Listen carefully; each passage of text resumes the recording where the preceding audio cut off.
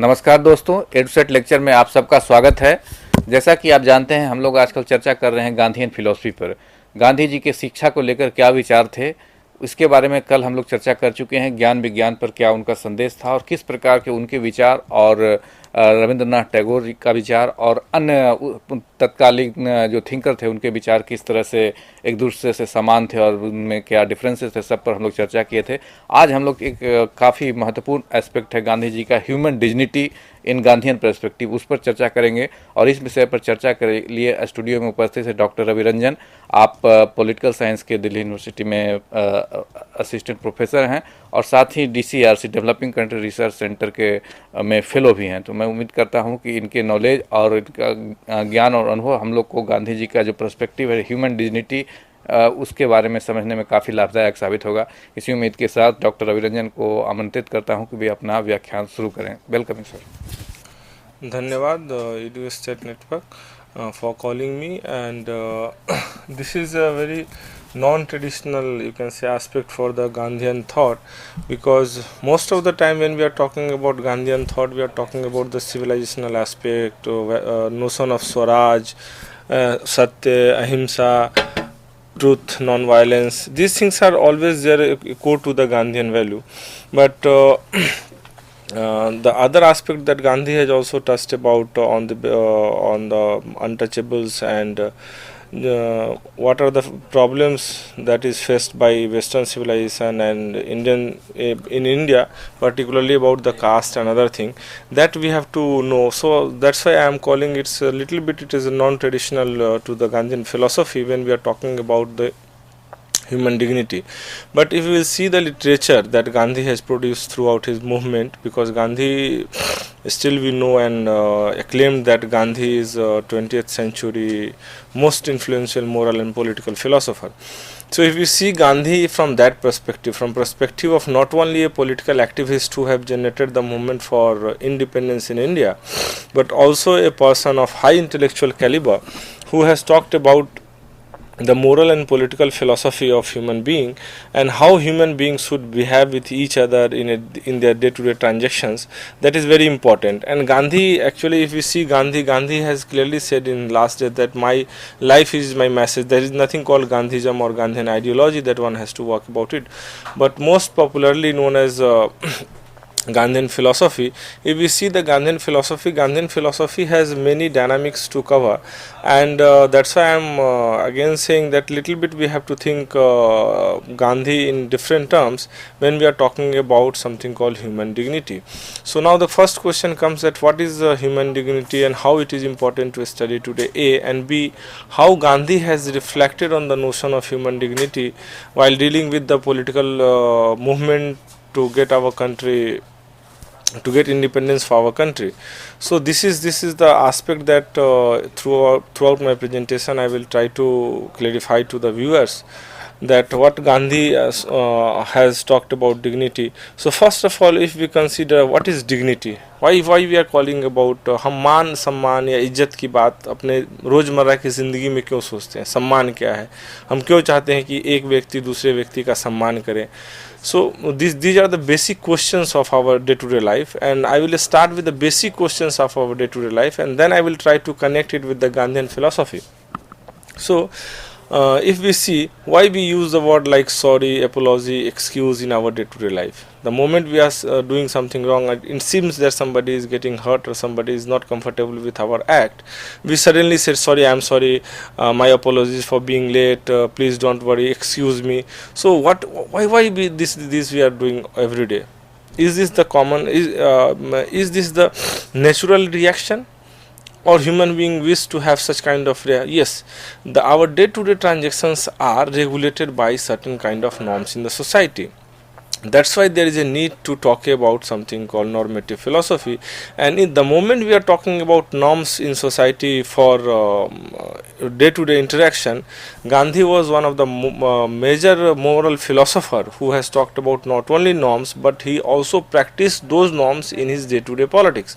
This was the beauty of Gandhi, that he has not preached about the kind of practices he is talking philosophically required for the human being. जैसा वो एक दार्शनिक रूप से उनका एक जो दुनिया के बारे में विचार था, उन विचारों पे उन्होंने न केवल बात कही है बल्कि उसके ऊपर अमल किया है. That was a very important aspect and he has acted through out his political movement. And he never withdraw himself from his principles, particularly the normative principles on which he decided to define the social interactions of the human being. And it was a major contribution of the Gandhian philosophy. Why do we feel that people should dissent in their conduct? Why do we condemn vulgarity, obscenity, violence and fraud? Why do we respond to love, care and appreciation? So these are the common, I'm just talking about the very common thing that we are passing through in our day-to-day human transactions.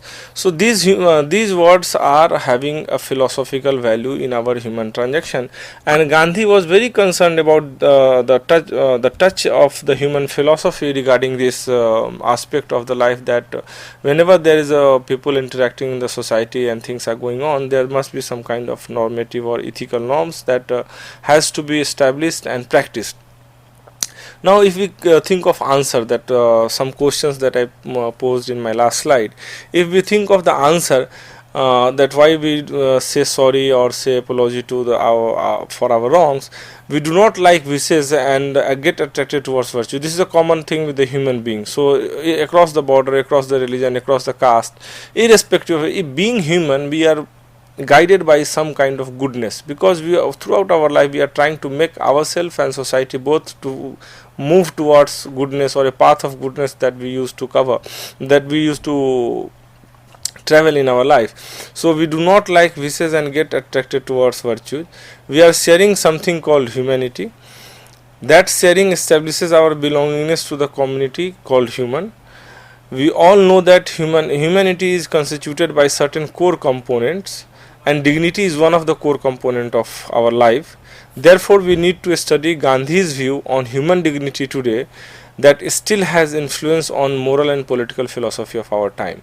So irrespective of his political affiliation with the Congress and his movement, after Gandhi, so many things has been written, and still people are working and researching on Gandhi.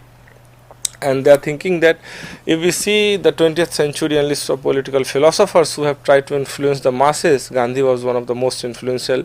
Reason being that I have already mentioned, he was not talking about preaching philosophy, but he was practicing philosophy, and this was the best part of his philosophy, that it is basically a practicable philosophy. You can practice in your life and try to maintain those practices in your day-to-day interaction with the other human being or member of your community. And this was practiced by Gandhi throughout his movement. If we see his movements like non-cooperation, civil disobedience, Quit India movement, these three all important Gandhian movements are having some kind of he has used his political philosophy as a political strategy also. But he was not only intellectual who is just talking about these things and not practice. He was basically practicing all these philosophical dimensions of human being and human dignity. Now, what is our objective today while discussing this lecture? So the objective is to understand the dynamics of interdisciplinary academic concerns required to promoting dignity and transcending humiliation. So we have to talk about something, how we can end the humiliating practices. Secondly, we have to stimulate viewers to understand systematic change globally and locally, to open a space for mutual respect, esteem and self-care, because these are the things that one has to work out. And since we are getting away from these our duties, that we have to have a mutual respect for other, and that's why we are having conflict, violence and so many things. If human being try to give a space for the mutual respect, I think half of the world conflict can be zero down. And if we have care and love for other, certainly we will have a society of peace and not of war. and to have understanding of inculcating Gandhian literature that are focused on ending humiliating practices, because if we see Gandhi's intervention earlier in Young India and later on in Harijan, then from day one, from very beginning in his practice in South Africa and in India, both, he is saying that there should not be any kind of differentiation or hierarchy within the human social order, because his major worry was that people are segregating others, and the self, oneself is segregating other self in the name of caste, in the name of class. So he was very much worried about these things, and he said morally it is against the basic principles of equality, and that's why he tried to focus on something called caste practices or untouchables. And he said that the people whom we are thinking that they are untouchables on the basis of their caste hierarchy, basically they are people of the God, and if we are disrespecting them, we are disrespecting God too. So being a human and since God has made us equally, so we are not supposed to neither disrespect human being in the name of caste, creed and any other thing. So one thing that Gandhi was basically tried his level best to make the to make a smooth or equal ground for the day-to-day transaction, which was totally hierarchized in terms of caste, in terms of class and gender. Next is to understand dignity, social inclusion, social justice, which is becoming more vocal and visible in Gandhian perspective and in contemporary political settings. So if we see the notion of inclusion, justice in Gandhian perspective, it is fitting in our contemporary political setting, and that's why we say that we can answer the problem of social exclusion and the problem of indignity, problem of injustice by while concentrating on Gandhian philosophy, or while taking source from Gandhi and try to implicate in our policy, try to implement the policy in from in that spirit only. So policy making and policy implementing can be supported and complemented by Gandhian philosophy, and this is the thing that we will try to discuss in this lecture. Next is that Gandhi, if we talk about dignity, the components of dignity, how human dignity can be understood. If you see the link, there is a link. First of all, we used to try to identify ourselves as a self, that who am I. For instance, I am Ravi Ranjan teaching, they are having some affiliation, and on the basis of this affiliation, I will try to have some kind of privilege, some kind of right and entitlements. But the basic privilege or the basic entitlement that every human being has is the being of human, and this was it is this idea of human dignity that is responsible for the conceptualization of universal human rights today. So if we see, so first how dignity can be understood. So first we have to understand the notion of self, then we have to understand the notion of suffering. How until unless a self is not suffering, suffering is one stage to feel the humiliation. How suffering is turning into humiliation, what kind of suffering can be called humiliation, because all sufferings are, supposed I am suffering from fever, but it is not a humiliation because I am suffering individually for my biological deficiencies of not having some kind of antibiotics in my body to fight with the disease. So one can't say that this suffering is primarily humiliation. But if we think of a suffering for which I am not responsible in any way, for about regarding my caste, regarding my social status, and I am being discarded or rejected from the society on the basis of my other affiliations for which I am not responsible, and neither the God is responsible, because God has made human being, if we are believing in the capacity and power of the God, but He has not made caste, He has not made class, He has not made any kind of religion.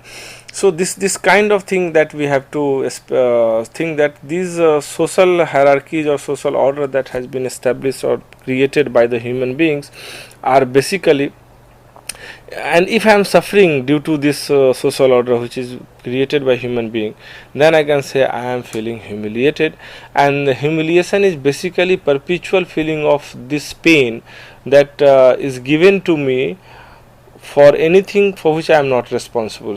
So for instance, I am saying there is a pain due to a cut in my finger or due to some illness, but these pain cannot be turned into humiliation, or such kind of suffering cannot be turned into humiliation, but some kind of suffering which is beyond beyond my own capacity, and that is given to me as a member of certain community or as a member of certain class, then this is the starting point of humiliation or humiliating practices.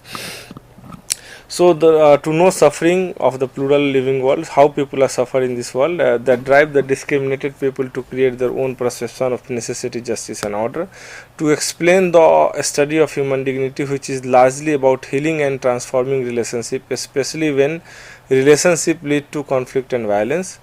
The ultimate objective of the course is to help the students in explaining right relationships of shared self. So we should not think that we are the only one and first we have to treat ourselves and then we will think of others. So this feeling कि हमारा सब कुछ पहले हो जाए, हम सबसे important है, it is creating lot of problem, and it is creating the basically the idea of self and its other, and this is the dichotomy between self and its other. It is creating a problem for having a smoother relationship, and shared self. That's why my idea is to talk about something called self. It means I am shared by others also.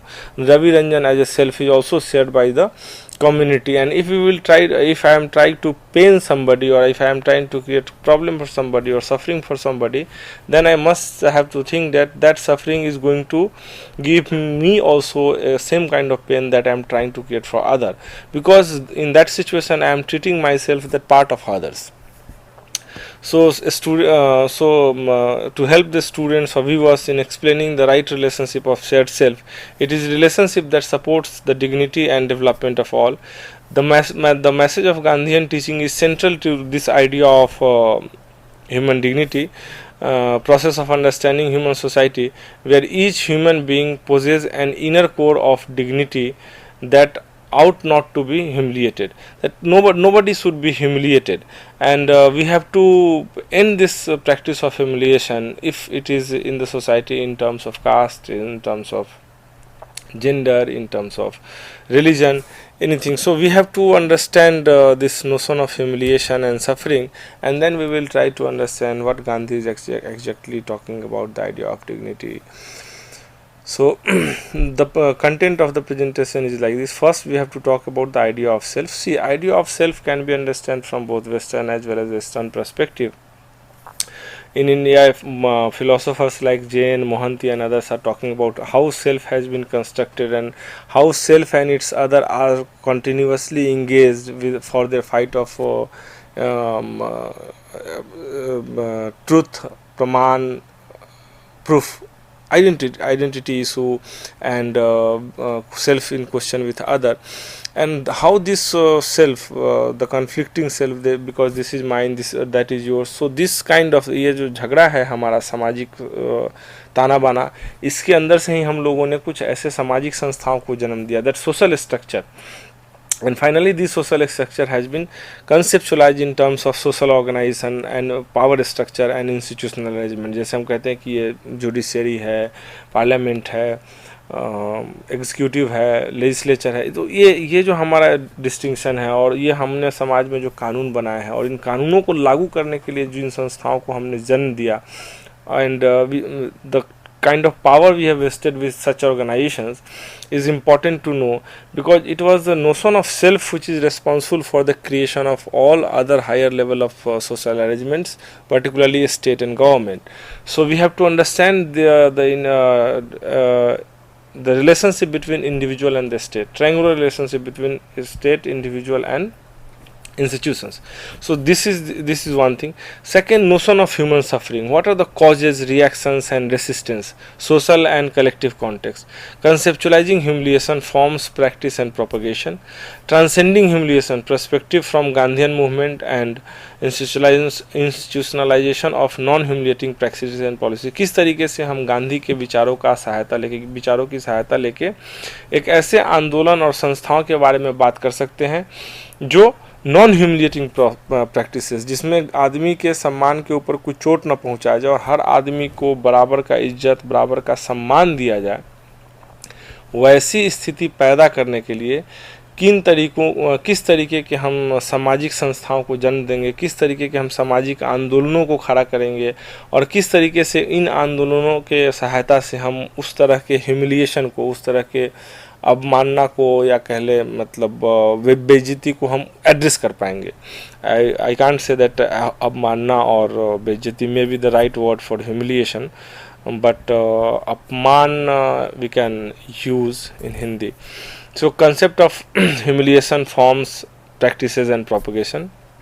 Then transcending humiliation, कैसे हम इससे बाहर निकल सकते हैं, and then we have to have some kind of idea of dignity, that what are the basic claims in dignity, and what are the what is self-respect, and assertion of self and autonomy, honor, self-determination, and possibility of some kind of dignified living. How we can recognition of self, how we can talk about dignity and dignified life. हम कैसे सम्मान पूर्वक ज़िंदगी और सम्मान के साथ ज़िंदगी की कल्पना कर सकते हैं, खासकर गांधीयन दर्शन को मानते हुए, दर्शन को जानते हुए, और किस तरीके से जो ये असम्मान और अवमानना की स्थिति को हम ख़त्म करने की बात करेंगे, इसके ऊपर हम आगे चर्चा करेंगे। अब हम बात, चूँकि हमने शुरू किया था, पहला सवाल जो हमारा ये है कि हम किस तरीके से, how we have to understand the self. So now come to how Gandhi used to understand the self. See, self has been described by Western as well as the Eastern philosophical tradition. और मैंने पहले भी कहा कि जैन मोहंती अपने किताब में बात करते हैं सेल्फ, और उसका जो सेल्फ का आदर है, दूसरा सेल्फ है, वो कैसे एक दूसरे को रिलेट करते हैं। ईगो इम्पोर्टेंट होता है कि पहले मैं हूँ, फिर उस तरीके से वेस्टर्न नोशन में डेकार्ट से लेके और चार्ल्स टेलर तक जो प्रमुख लोग हैं जो फिलॉसफी में सेल्फ के बारे में बात कर सकते हैं। और कांट ने कहा कि हर सेल्फ का अपना एक ऑब्जेक्टिव होता है बेहतर तरीके से जीने का, जिनको कांट कैटेगरिकल इम्पेरेटिव की संज्ञा देते हैं। हेगल कहते हैं कि हर सेल्फ एक फिनोमेना में, एक प्रक्रिया के अंदर सिचुएटेड होता है जब वो फिनोमेनोलॉजी ऑफ माइंड का अध्ययन करते हैं, या कांट के मेटाफिजिक्स की हम बात करें। तो इस तरीके से स्वयं, स्व को या सेल्फ जिसको हम कहते हैं, उसको डिफाइन करने की बात हर तरह के लिटरेचर में की गई है, इंडियन में भी और वेस्टर्न लिटरेचर में भी, खासकर फिलोसॉफिकल दार्शनिक दृष्टिकोण से। लेकिन गांधी की हम बात करें तो गांधी के स्व को कैसे समझे, जैसे गांधी का Swaraj, it was not only a political arrangement of gaining power, but it was also a process of self purification, self restriction, self discipline, self duty. So there were many kind of definition and dynamics that one can see in Gandhian literature. So Gandhi is not just talking about that self has a doubt, and that's why when Kant is saying, Descartes is saying that I think therefore I am, or some modern invention of modern science. If you see Bacon is saying I experimented therefore I am. चूँकि मैंने यह प्रयोग किया है कि चीज़ें ऐसे बदलती हैं, इसलिए मैं ये कह सकता हूँ कि मेरा ज्ञान सही है। और ये जो सेल्फ का नोशन है, that was finally turn into the with the help of logic and प्रयोग, जिसको आप लेबोरेटरी में करते हैं, उससे मॉडर्न साइंस का जन्म होता है। और मॉडर्न साइंस अपने आप को एसर्टिव करता है, मतलब एसर्टिव सेल्फ आप उसको मॉडर्न साइंस को कह सकते हैं, जहाँ वो बात करता है चूँकि मैंने एक्सपेरिमेंट किया है इसलिए मेरे द्वारा की गई चीज़ें सही हैं, भले उससे मानवता का या ह्यूमन बीइंग का बड़ा नुकसान हो रहा हो। ये एक बड़ा सवाल है साइंस के ऊपर भी, जैसा कि अभी बताया गया यूडीएस सेट में कि before we have this lecture we had lecture in on education and science. So how self has been constructed, that has to be seen. Secondly, जो बाद के समाज वैज्ञानिक सेल्फ के बारे में बात करते हैं, तो that self, the idea of self is related to some kind of construction of identity. जैसे मैं एक हिंदू हूँ, मुसलमान हूँ या ईसाई हूँ, इस तरीके का जो आइडेंटिटी के साथ सेल्फ का रिलेशन है वो बड़ा इंपॉर्टेंट है समझना यहाँ पे. और इसी आइडेंटिटी को गांधी ने ब्रेक करने की बात की जब वो he is talking about untouchability और कास्ट बेस्ड ह्यूमिलिएशन और social hierarchies based on caste. Then there is a instrumentality of self. We used to use ourself as an instrument for ourself. How we are using this instrumentality of self? So instrumentality of self can be understand in terms of power, position. मैं फला हूँ, मेरे पास ये powers हैं, प्रधानमंत्री ये कर सकते हैं, वो आम जनता से ऊपर. So this kind of power and position, contract and laws, so this are the instrumentality of self. And that's why instrumentality of self becomes so important for self in modern era, particularly with the invention of modern sciences. जब हम कानून की बात करते हैं कि कानून कहता है कि हमारा ये अधिकार है और आपका वो अधिकार है, सो आपको वो नहीं करना चाहिए और हमें ये नहीं करना चाहिए. तो इस तरीके का जो कॉन्ट्रेक्चुअल रिलेशनशिप स्टेट के फॉर्म में आया, वहाँ पे सेल्फ जो है इंसान और इंसानियत की महज दर्शन के अलावा उसका एक इंस्ट्रूमेंटल वैल्यू है. It has been used an instrument for himself or herself and for the other self also. When I am using my power, my position, my privilege, contract, laws, so these are the part of things. And finally ये जो instrumentality था self का, और you can say इंस्ट्रूमेंटलाइजेशन of self, हम एक यंत्र की तरह जो अपने स्वयं का यूज करने लगे, और यह यांत्रिक स्वयं जो है बाद में हिंसा, विवाद, ये सब का कारण भी बना. And that's why Gandhi was saying कि state is based on the use of force, because state is using the instrumentality of self, and by using the instrumentality of self state is forcing us to law is this, and if you are going, we are going to use force against you, rather than a state never ever try to treat the contractual element, the people as a people in themselves, and try to understand the problems of people in philosophically, but later on हम जब राज्य आता है तो राज्य हमें treatment करने के लिए एक साइकोलॉजिकल टूल का इस्तेमाल करता है, जो पावर, और जिसको हम गवर्नमेंटलिटी बाद में फूको ने कहा है. तो सेल्फ के आइडिया को हमें इस तरीके से समझना पड़ेगा कि सेल्फ का इंस्ट्रूमेंटलिटी का एस्पेक्ट गांधी इसके बड़ा खिलाफ थे, और गांधी का कहना था कि जो मॉडर्न साइंस है ये सेल्फ के इंस्ट्रूमेंटलिटी को सोशल रिलेशनशिप में बहुत ज़्यादा एम्फेसाइज कर रहा है. Then he is talking about, जब सेल्फ पूरा कंसर्न है अपने बारे में, मुझे ये पता है कि मैं ये हूँ, मैं वो हूँ, उस केस में गांधी कहता है कि there is a need to have impartiality of self. Self जो है इम्पार्शियल हो, और इम्पार्शियलिटी ऑफ सेल्फ गांधी कहते हैं कि जब हम ड्यूटी बाउंड सिटीजन्स होंगे rather than just right bound citizen, कि केवल हमें अधिकार चाहिए, हम ऐसे नागरिक बने जिनके पास अमुक प्रमुख अधिकार हों. उन अधिकारों के पूर्व गांधी कहते हैं कि लोगों को चाहिए कि एक ऐसे नागरिक बने जिनके पास ड्यूटी हो, और जब वो ड्यूटी दूसरे के प्रति ड्यूटी करेंगे, when they have some kind of obligation towards other, not towards themselves only, then we can say the instrumentality of self. और जो राज्य के ऊपर, जो स्वयं का जो राज्य बनाने का जो तरीका है, उसके ऊपर हम बात करेंगे तो इन चीज़ों को हम थोड़ा सा कम कर सकते हैं. तो impartiality of self means duty bound self, not only just right bound self. That is a one important point that Gandhi is talking about the self जब स्वयं की बात करते हैं. और शायद यही इन्हीं आइडियाज़ को आगे हम देखेंगे तो जो स्वराज की उनका अवधारणा है, स्वराज, स्व का राज में, वो जो स्व है वह एक व्यक्ति का राज्य नहीं, वो ऐसा स्व है जिसमें सेल्फ और उसका अदर दोनों है. वहाँ एक वो वैसा डिस्टिंक्शन जो है, उस डिस्टिंक्शन के ऊपर हम थोड़ा सा गौर करेंगे.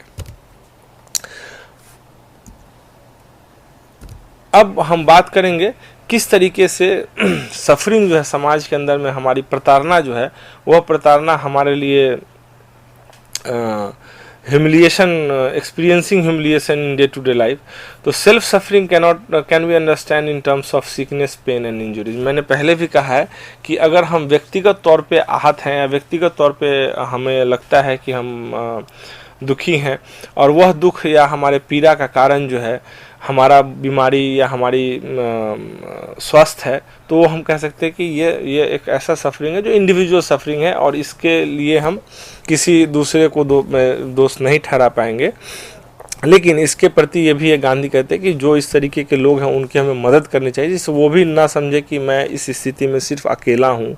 और यही आप हम देखते हैं जब परिवार में बात होती है, कोई बीमार पड़ता है तो we help to each other when someone is ill in our family. So this has to be this kind of suffering has to be understand. लेकिन जो जिस सफरिंग के ऊपर, जिस पीड़ा या प्रताड़ना के ऊपर हमारा आज का फोकस है, that suffering has something relation with some kind of structure. However the structural and social suffering are crafted by factors for which self is not responsible, but self is designed with other in a discriminated terms. So हम वो design करते हैं कि प्रमुख व्यक्ति ब्राह्मण है, प्रमुख व्यक्ति दलित है, प्रमुख हिंदू है, प्रमुख व्यक्ति मुसलमान है. यह जो self is design with the other indiscriminated terms. ये जो हमारा एक डिस्क्रिमिनेटेड टर्म्स में हम दूसरे को देखते हैं, दूसरे को समझने की कोशिश करते हैं, यही से शुरुआत होती है वैसे सफरिंग्स की, वैसे प्रताड़ना की, जो बाद में हमारे लिए बेइज्जती या आप कह सकते हैं असहज स्थिति होती है, जिसको हम ह्यूमिलिएशन कह रहे हैं। And these social suffering in terms of hierarchies operates institutionally in everyday life and perpetuating the pain. These perpetual pain context are the context of humiliation. So अब हमें समझना है कि यह सफरिंग कैसे रोज़मर्रा की ज़िंदगी में एक संस्थागत रूप ले लेता है, एक संस्था का रूप ले लेता है। जैसे कास्ट एक संस्था हो जाता है, शादी ब्याह, ये हमारा जो एक ऐसा संस्था बन जाता है।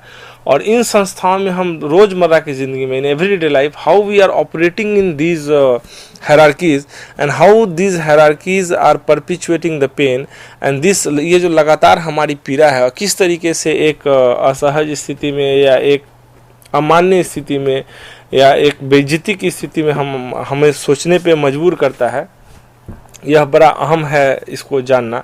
और यह पीड़ा एक दिन की पीड़ा नहीं होती है, ये परपिचुअल प्रैक्टिस, मैंने इसलिए वर्ड यूज किया, परपिचुअल, लगातार चलने वाला ये एक संस्थागत अरेंजमेंट है, एक व्यवस्था है।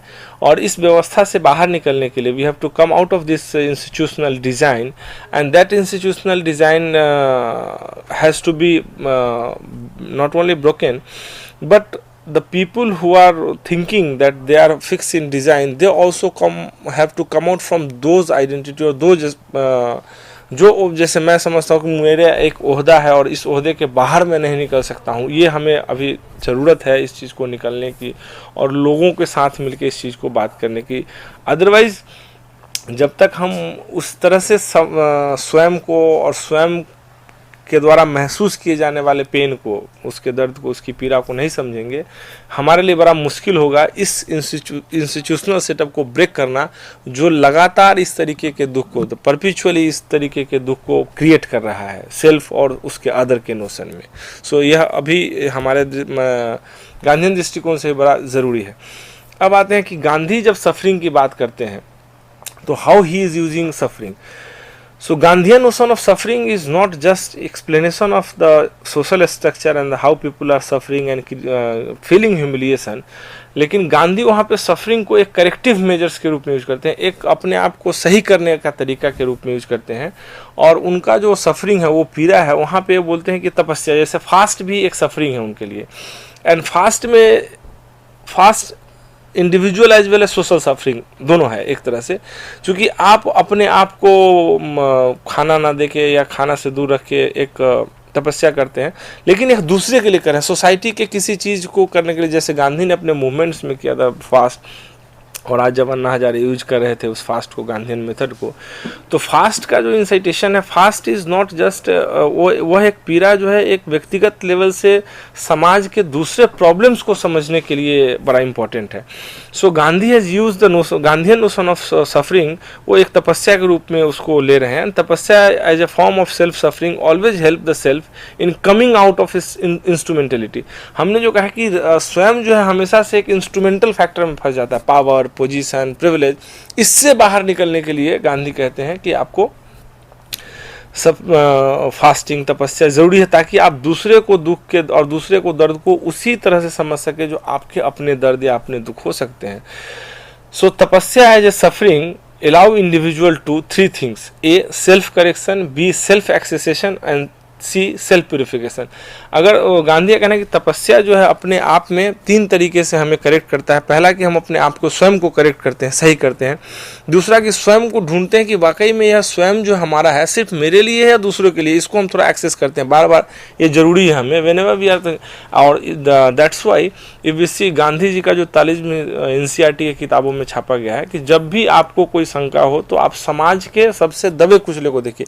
यानी he is not talking about when you are in doubt you have to think about yourself, but you have to see the other self and the self which you are thinking that they are highly degraded। आपको उनके वैसे स्व के बारे में या वैसे व्यक्ति के बारे में सोचने की वो बात कहते हैं जो बिल्कुल गरीब है। और आप फिर कहते हैं कि अगर आपको लगता है कि आपके द्वारा उठाया गया कदम, the steps you are going to take is going to benefit that person or that individual, तो ये जो एक बात है ये सेल्फ एक्सेशन का, तो ये इस तरीके से हमें सेल्फ एक्सेस करना पड़ेगा that how my self is thinking about other self. So it is very important. So first is self correction, अपने आप को सही करने की बात वो करते हैं. Second he is talking about self accession. And third he is talking about self purification, यानी अपने आप को पवित्र करने के लिए वो बोलते हैं कि फास्ट जैसे मैं करता हूँ तो I am purifying my self. So ये जो हमारा प्रोसेस है सेल्फ को समझने का, यह थोड़ा सा डिफरेंट है जिस तरीके से चार्ल्स टेलर या वेस्टर्न लिटरेचर के अंदर में कांट, हीगल या बाकी लोगों ने समझा है, जहाँ पे सेल्फ की इच्छा और उसका लिबर्टी का जो नोशन था बाद में जो मॉडर्न नेशन स्टेट के लिए रिस्पॉन्सिबल बना, उस तरीके से देखा गया है. जबकि गांधीयन नोशन में सेल्फ जो है वह अपने आप को इस तरीके से करेक्ट करने की, प्यूरिफाई करने की बात है, जिसमें अपने सेल्फ को जब हम एक्सेस करें तो we can think of other self और वी आर फाइंडिंग, हम दूसरे के स्व को भी महसूस कर सकते हैं. यह एक बड़ा डिस्टिंक्शन है इंडियन एंड वेस्टर्न ट्रेडिशन के अंदर. अब गांधी का जो ह्यूमिलिएशन का कंसेप्ट है, गांधी और ह्यूमिलिएशन अगर हम बात करें तो हम दो तरीके से गांधी के अपमान के समझ को परिभाषित या एक्सप्लेन कर सकते हैं, उसकी व्याख्या कर सकते हैं. वी कैन थिंक अबाउट और we can explain the Gandhi's views on humiliation in two ways. A, जो गांधी का पहला बड़ा रिजेक्शन था समाज में और उनके आंदोलन में भी, वो था हॉस्टिलिटी टुवर्ड्स मॉडर्न सिविलाइजेशन. वो मॉडर्न सिविलाइजेशन के फ्रूट को लेकर काफ़ी चिंतित थे और इसका बड़ा व्याख्या उन्होंने हिंद स्वराज में किया है. Hind Swaraj is basically a critique to the modern Western civilization and how modern Western civilization is based on the idea of instrumentality of self. जो मैं बार बार इस बात को दोहरा रहा हूँ या रिपीट कर रहा हूँ, तो हमें उस तरीके से समझना पड़ेगा. चूँकि मॉडर्न साइंस का जो अपना लॉजिकल एक्सप्लेनेशंस है और आप कह सकते हैं एक्सपेरिमेंटल एक्सप्लेनेशंस है, जो व्याख्या तर्क के आधार पे या उसके साइंटिफिक मतलब एक्सपेरिमेंट प्रयोगवाद के आधार पे है, वह इंस्ट्रूमेंटलिटी ऑफ सेल्फ बोलता है. सेल्फ अपने आप में अपने लिए एक इंस्ट्रूमेंट की तरह इस्तेमाल होता है या होना चाहिए, जिसको प्रोग्रेस से जोड़ता है, जिसको डेवलपमेंट से जोड़ता है. जैसे एक कंट्री अगर न्यूक्लियर बम बनाता है तो यह उस कंट्री का वो कंट्री एज ए सेल्फ अगर हम उसको काउंट करेंगे तो उसका इंस्ट्रूमेंटल वैल्यू है कि that country is becoming more powerful. जैसे हम बार बार कहते हैं ना कि west is more powerful in terms of technology, in terms of arms, in terms of nuclear. लेकिन इस इंस्ट्रूमेंटल सेल्फ का घाटा क्या है वो हम सब देख सकते हैं कि we are every day marching against nuclear weapon and nuclear arms, but still we are in the trap of that nuclear development. और ये लगातार मुल्कों के बीच में पारस्परिक संबंध खराब होने का या चलने का एक वजह है. दूसरा, गांधी महसूस करते थे कि ह्यूमिलिएशन तब कॉज होता है जब इंस्ट्रूमेंटलिटी ऑफ सेल्फ जो है एक खास तरीके से फियर पैदा करता है, जिसमें गांधी ने कहा कि मॉडर्न सिविलाइजेशन का जो इंस्टीट्यूशनल एस्पेक्ट अगर देखें, आप राज्य देखें और राज्य की शक्तियाँ देखें, तंत्र देखें, उसका एग्जीक्यूटिव, पुलिस फोर्स, वो भय के आधार पे गांधी का कहना है कि सेल्फ को कंट्रोल करने की कोशिश करते हैं.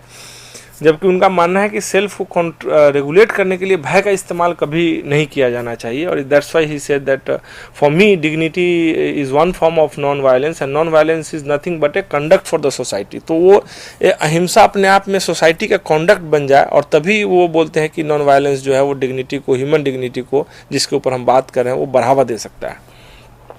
तो गांधी का ह्यूमिलिएशन का जो समझ था, उनकी जो व्याख्या थी, वो first was the hostility towards the modern civilization. He was very hostile towards the basic tendencies of modern as.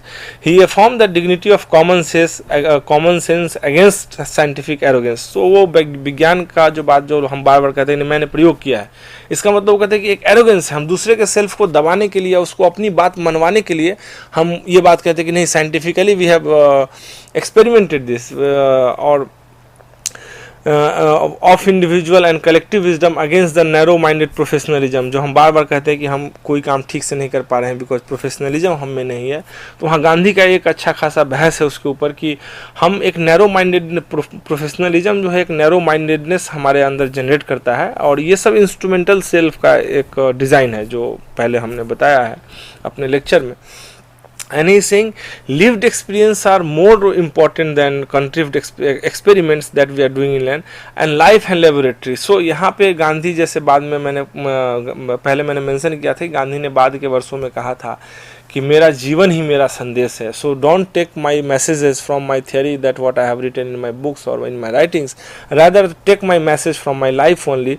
तो वो लाइफ और वर्सेस लेबोरेटरी का जो एक बड़ा विवाद है, वो गांधी बोलते हैं कि लाइफ अपने आप में जब बात करेंगे तो सेल्फ एंड सेल्फ और उसका अदर शेयर्ड सेल्फ के तुलना में चलता है, लेकिन अगर लेबोरेटरी के फैक्ट को हम फैक्ट बना के और उससे हम ह्यूमन माइंड या दूसरे चीज़ों को कंट्रोल करने की कोशिश करते हैं, तो वहाँ एक बड़ा सवाल उठता है कि लाइफ और लेबोरेटरी में लाइफ इंपॉर्टेंट है, life experiences are more important और लेबोरेटरी मोर इम्पॉर्टेंट. लेबोरेटरी में हम दवा बना सकते हैं, बट समाज की स्थिति को समझने के लिए लेबोरेटरी से ज़्यादा ज़रूरत है कि हम समाज के वास्तविकता में जाएं. We have to think about the reality of the society and how society is reflecting its operating pattern. कैसे समाज अपने आप को चलाता है और किस तरीके से समाज आगे बढ़ता है, इन चीज़ों को समझने की बड़ा ज़रूरत है आज. गांधी का जो ह्यूमिलिएशन का अंडरस्टैंडिंग, द सेकंड, फर्स्ट मैंने कहा hostility towards western civilization and Indian practices में जब आएंगे तो his idea of humiliation, Gandhi idea of humiliation was based on his hostility towards hierarchical social order. वो कहते हैं कि अगर पश्चिम का विज्ञान हमारे लिए इंस्ट्रूमेंटल सेल्फ पैदा करता है, तो हिंदुस्तानी सभ्यता में और हिंदुस्तान के कल्चर में जो समाज का एक पद सोपान है, जो एक प्रक्रिया है, अपर लेयर, ब्राह्मण, लोअर लेवल और मोस्ट लोअर लेवल, ये जो हमारा डिज़ाइन है समाज का, सोशल और सामाजिक व्यवस्था का डिज़ाइन, यही अपने आप में ह्यूमिलिएटिंग है. सो बोथ मॉडर्न साइंस का जो डेवलपमेंट है, जो इंस्ट्रूमेंटलिटी ऑफ सेल्फ पैदा करता है, और जो हमारा सामाजिक व्यवस्था है, इसके अंदर गांधी ह्यूमिलिएशन को बड़ा महसूस करते थे. And Gandhi argued that untouchability is inhuman, unjust, offended human dignity, violates the fundamental equality and violates human rights too. तो ये बात है कि अनटचेबिलिटी जो है, जो वहाँ प्रैक्टिस की जाता था, अछूत हम समझते थे किसी खास कास्ट के लोगों को, वो बोलते हैं गांधी की इनह्यूमन है, अमानवीय है, प्लस इसमें कोई न्याय नहीं, अनजस्ट है, इसको हमें ख़त्म करना पड़ेगा. And the caste system is based on moral inequality, अब अपने आप में एक नैतिक असमानता है. One's dignity varied with the one's caste, so that the lower one's caste the lower one's status as a human being. So Gandhi का जो ये ह्यूमिलिएशन, यहाँ पे जो गांधी एक सोशल ऑर्डर के अंदर ह्यूमिलिएशन को समझ रहे हैं, वह बड़ा इंपॉर्टेंट है समझने के लिए. And according to Gandhi, untouchability was most acute manifestation of pervasive ethos of pollution. जो प्योर एंड पॉल्यूशन का जो डिबेट है गांधी के अनटचेबल डिस्कोर्स में, वो बड़ा इंपॉर्टेंट है समझने के लिए.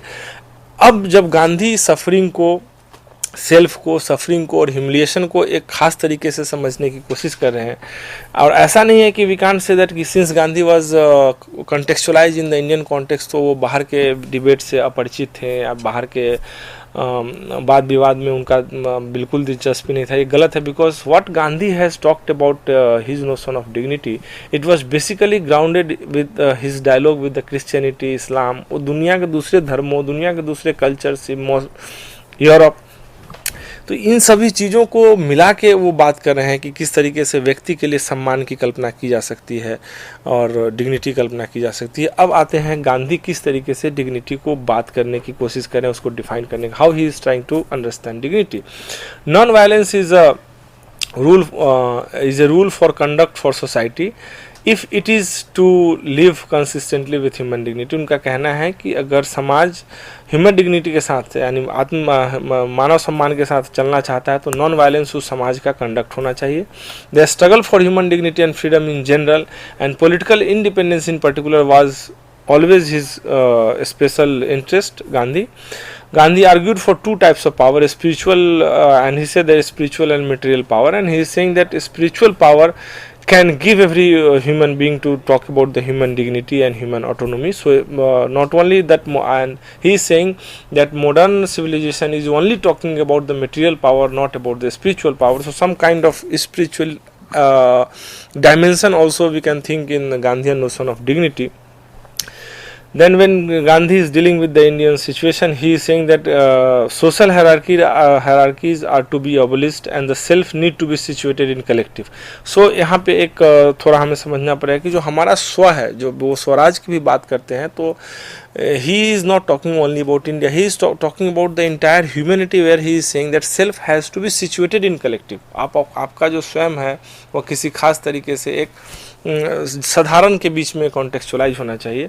Modern civilization must have its spiritual side, उनका कहना था, and can be expressed in love for knowledge, search for truth, concern for poor, self discipline and respect for human dignity and rights. In more deeper sense, the human has to be realized by focusing the core value, that is dignity of human being.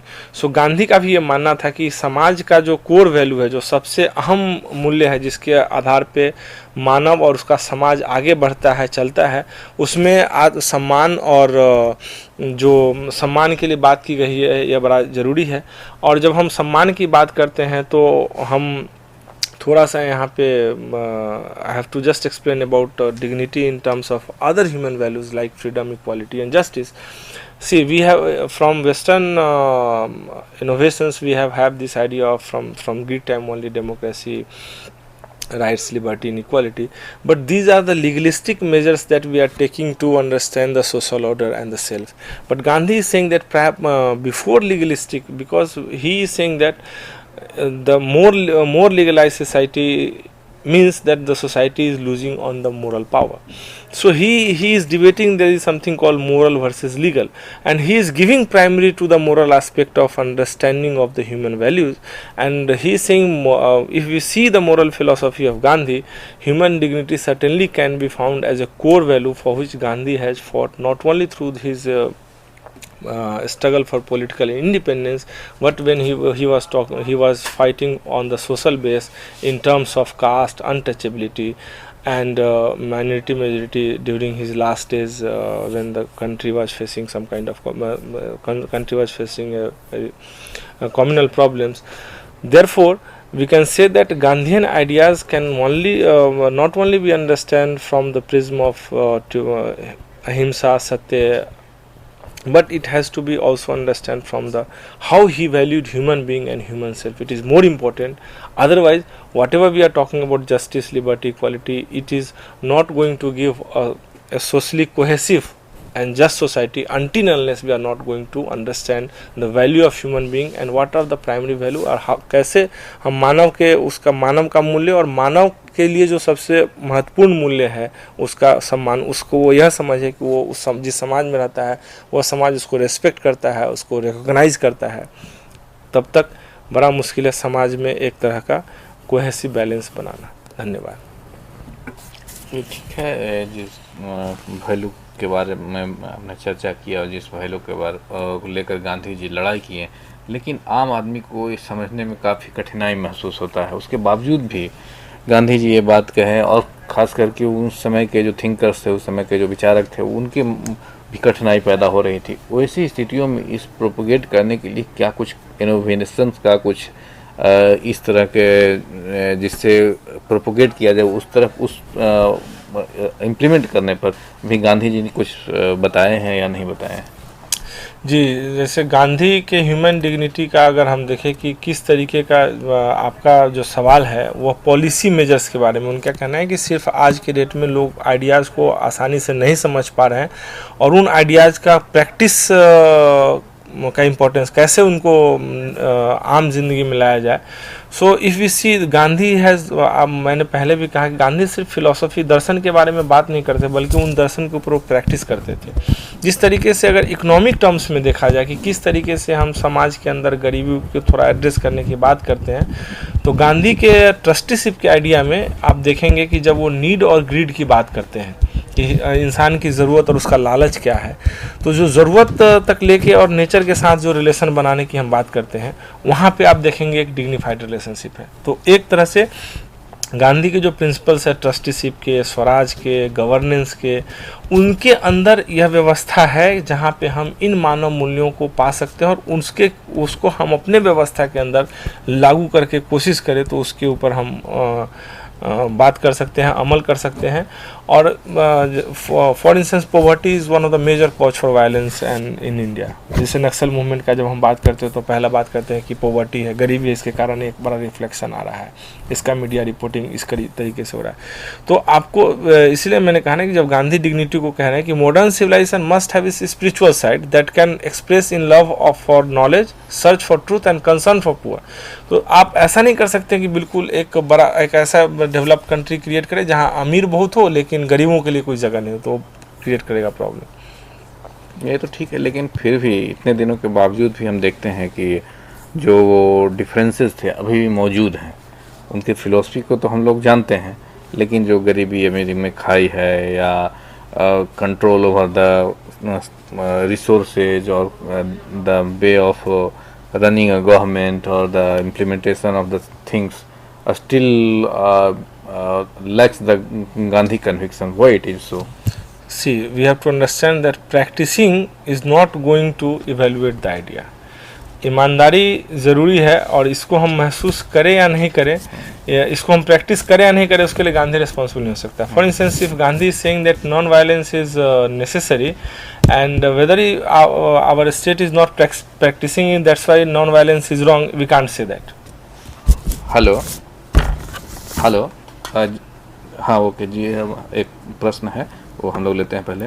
जी आप अपना प्रश्न पूछिए, जी अपना सवाल पूछिए। हाँ जी जी बताएं, आपका सवाल क्या है? Hello,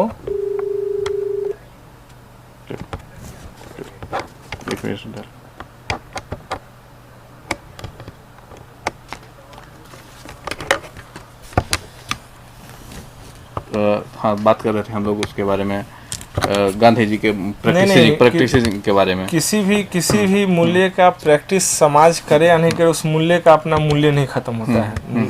values are not losing its importance because society is not practicing it.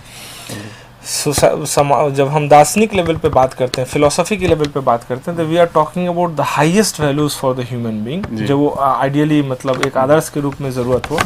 समाज का संस्थागत ढांचा, इंस्टीट्यूशनल अरेंजमेंट कितना उसको प्रैक्टिस करता है नहीं करता, ये उस पर चेक करना होगा।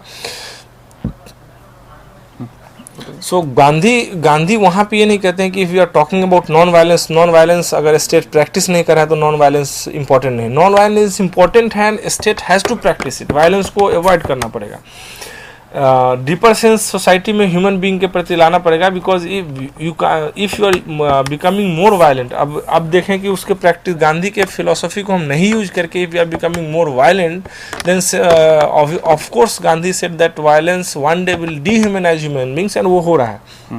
हर व्यक्ति दूसरे के प्रति काफ़ी ब्रूटल हो रहा है। This kind of brutality is not because he is thinking that और शी इज थिंकिंग दैट वो काफ़ी पावरफुल है। हाँ आप सवाल पूछिए। हाँ सवाल पूछिए। हाँ प्लीज काइंडली टेल मी। हाँ हेलो, हाँ आई एम, हाँ टेल मी हाँ good afternoon. Tell me.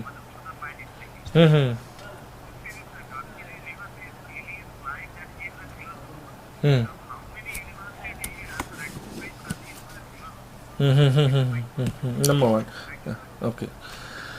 So the question, he has said that Gandhi in his life never said that he is a philosopher, and how many universities are recognizing him as a philosopher, and how many universities are already recognizing him as a philosopher. See, philosophy is not only talking about reading and writing on the philosophical issues like truth, praman, ये जो हम बात करते हैं Indian philosophy या western philosophy. Philosophy is all about designing the human practices of day to day life, and in that way we are saying Gandhi was a philosopher because he has not only designed the principles but he also practiced those principles, and that's why I am using the term he was a philosopher, because he was completely giving a moral lesson to others that how more human how people can be more humanized. We have another question from Yes. Nagpur. Please ask your question. Hello. प्रश्न पूछिए। Disconnect हो चुका, जी explain करें।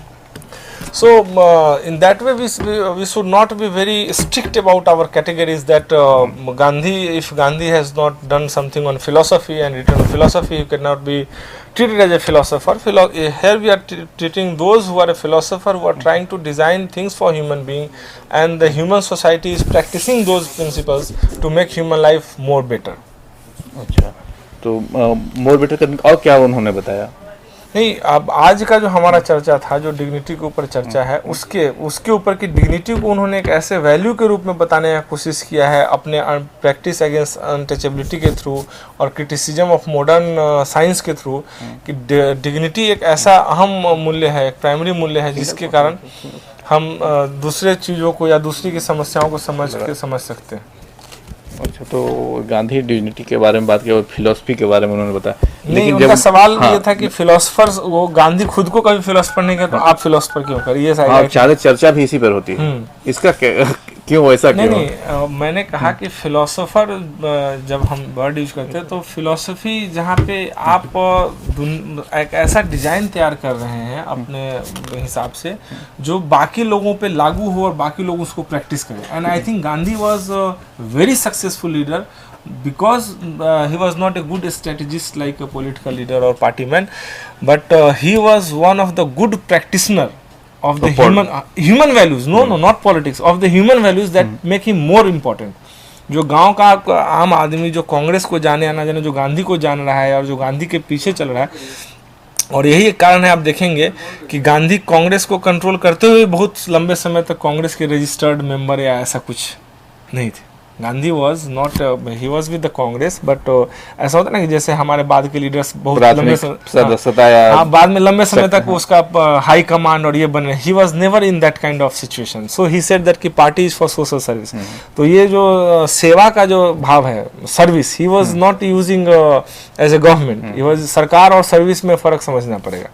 तो सेवा भाव से, हाँ, जो लीडर है वो आप सरकार की बात में, सरकार मतलब power, the moment you are talking about government means you are talking about power. तो सेवा भाव से राजनीति को उन्होंने देखा और उसी को लागू करने की भी कोशिश की। हाँ, बताइए सवाल क्या है आपका? हाँ, सवाल बताइए, सवाल पूछिए जी। हेलो, हाँ, सवाल बताइए। हाँ सर, मेरा सवाल ये है कि गांधी नॉन वायलेंस के बारे में बोलते हैं और अपना आदर्श राज्य की संकल्पना भी बताते हैं, जिसमें उनका कहना है कि पुलिस और मिलिट्री भी जरूरी नहीं है नॉन वायलेंट सोसाइटी में। तो आज के परिप्रेक्ष्य में जहाँ पर आतंकवाद इतना बढ़ चुका है, पुलिस और मिलिट्री के बिना सोसाइटी की कल्पना, ये गांधी जी के विचार कहाँ तक लागू होते हैं? धन्यवाद, बहुत अहम सवाल है, क्योंकि पूरा दुनिया, हाँ धन्यवाद, पूरी दुनिया आज आतंकवाद की समस्या से जूझ रही है। और अगर गांधी को अगर हम पहले से मानने की कोशिश करते अपने पॉलिटिकल प्रैक्टिस में और गवर्नमेंटल प्रैक्टिस में, तो शायद ये समस्या इतनी नहीं बढ़ती। चूंकि अगर हम यह कह सकते हैं कि हमें पुलिस चाहिए चूंकि आतंकवाद है, अब मैं पहला सवाल ये कहता हूं कि पहले पुलिस आया पहले आतंकवाद आया? इतने साल हमारे पास पुलिस थी, फौज थी, तब क्यों ऐसे कंडीशंस को हमने नहीं बनाया जो आतंकवाद आ ही ना पाए? तो सवाल है कि आतंकवाद के आने की मनोस्थिति को आपको समझना पड़ेगा। What is the philosophy behind terrorism? क्योंकि terrorism is not a political strategy alone, it is a philosophy. Why people are trying to sacrifice their life? लोग क्यों अपना जान बलिदान करने पे लगा देते हैं जानते हुए कि हम टेररिज्म कर रहे हैं, लोगों को मार रहे हैं? So there is a philosophy behind terrorism and that we have to understand, and that philosophy of terrorism is coming from some kind of moral inequality that we used to maintain in different terms, whether in terms of development or underdevelopment, in terms of religion, in terms of majority and minority. So we have to understand first, और उसके अलावा हमको लगता है कि अगर ये हम समझ पाए कि हर आदमी बराबर है और ये हायरार्की हम खत्म करें, तो शायद कोई एक दूसरे से लड़ने की बात नहीं करे। क्योंकि इंस्ट्रूमेंटलिटी ऑफ सेल्फ, हम अपने आप को पावरफुल बनाने के चक्कर में हम तभी समझते हैं कि हम पावरफुल है जब तक दूसरा आदमी कमजोर ना बन जाए। तो यह जो समस्या है, ये आतंकवाद और बाकी चीज़ों को समझने के लिए ज़रूरी है। क्योंकि जिस तरीके से हम जितना फौज बढ़ा रहे हैं, आतंकवाद बढ़ता जा रहा है। अगर फौज से आतंकवाद रुकना होता या पुलिस से आतंकवाद रुकना होता तो कब का रुक गया होता। हेलो हेलो, हाँ पूछिए, क्वेश्चन पूछिए। हेलो हाँ जी, पूछिए। आप ही बता दीजिए ना सवाल। मुख्य जी गांधी। हाँ बताइए क्या गांधी जी। हाँ बताइए। हाँ हाँ हाँ। अच्छा ठीक है ठीक है। अच्छा समझ गया, मैं समझ गया। This question is untouchability and why Poona pact was not conceived by Gandhi. See यहाँ पे मैं थोड़ा इस यहाँ पे जो ये गांधी अंबेडकर डिबेट है इसके अंदर मैं अपने लेक्चर में गया नहीं हूँ और इसके में अभी मैं जाना नहीं चाह रहा हूँ, क्योंकि ये थोड़ा हमारा जो आज का विषय था उससे रिलेटेड जरूर है। It is very important for today's lecture, but since there is a time of the lecture की 45-40 मिनट में हम किन किन चीज़ों को एक्सप्लेन कर सकते हैं उसके ऊपर है।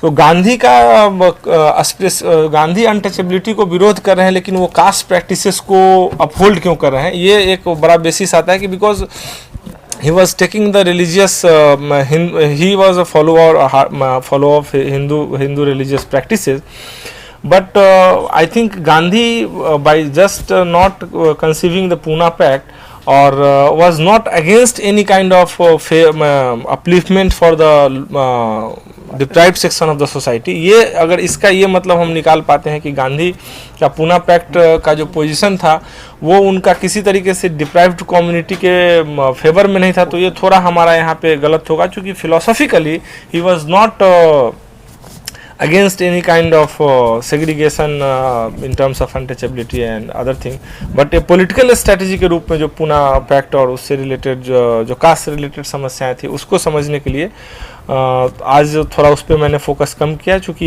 ये हमारा 40 मिनट का थोड़ा दायरा जो 50 मिनट का लेक्चर का होता है उसके कारण से। मित्रों, आज आपने ह्यूमन डिग्निटी पर गांधी जी का क्या अप्रोच था, क्या उनका सिद्धांत था और किस तरह से इसे लागू करना था, इस पर हम लोगों ने चर्चा की और आपने भी प्रश्न पूछा और आपको भी काफ़ी उत्सुकता है। मैं समझता हूं कि और प्रश्न हम लोग समय रहता तो लेते, लेकिन इसके बाद भी आप टेलीफोन से कुछ पूछ सकते हैं, लेकिन अभी समय हम लोग को हो चुका है, इसलिए आज के लेक्चर को यहीं विराम देते हैं। और आप सबको धन्यवाद और आपकी ओर से डॉक्टर रवि रंजन को भी धन्यवाद, जिन्होंने काफ़ी सरल भाषा में और काफ़ी अच्छे तरह से गांधी जी की ह्यूमन डिग्निटी पर क्या उनके विचार थे हम लोग के सामने रखा। Thank you very much.